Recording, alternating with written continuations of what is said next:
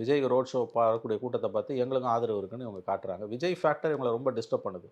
அவங்க எவ்வளவு தான் மறுத்தாங்கன்னாலும், எவ்வளவு தான் துண்டை போட்டு தாண்டாங்கன்னாலும், எத்தனை கோயிலில் சத்தியம் பண்ணி கற்பூரம் அடிச்சு சத்தியம் பண்ணி மறுத்தாங்கன்னாலும் திமுககாரர்கள், விஜய் ஃபேக்டர் தான் டிஎம்கேக்கு பெரிய டிஸ்டர்பிங் ட்ரெண்டு. 26ல் திமுகவோட மிகப்பெரிய சவால் விஜய். அதிமுக பாஜக கூட்டணி இருக்கு, அது எப்படின்னா போட்டுவோம், ஒரு தனியாக நிக்கட்டும், கூட்டணிக்கு போட்டோம். 26ல் திமுகவோட மிகப்பெரிய சவால் எதுன்னு என்ன கேட்டாங்கன்னா விஜய்.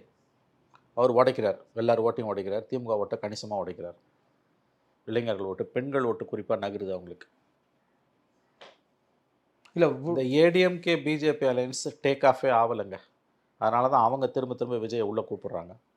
இந்த பக்கம் விஜய் வந்து எல்லார் கட்சியும் ஓட்டையும் உடைக்கிறதால திமுகவும் வந்து ஒரு விதமான பதட்டத்தில் தான் இருக்குது.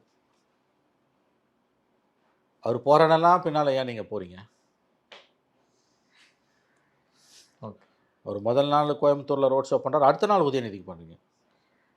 இதெல்லாம் ரொம்ப அபத்தமாக இல்லையா? உங்கள் பயத்தை, உங்கள் பலவீனத்தை ஏன் இப்படி வெளிச்சம் போட்டு காட்டுறீங்க? ஒரு மாதம் பொறுத்து போகிறோம்.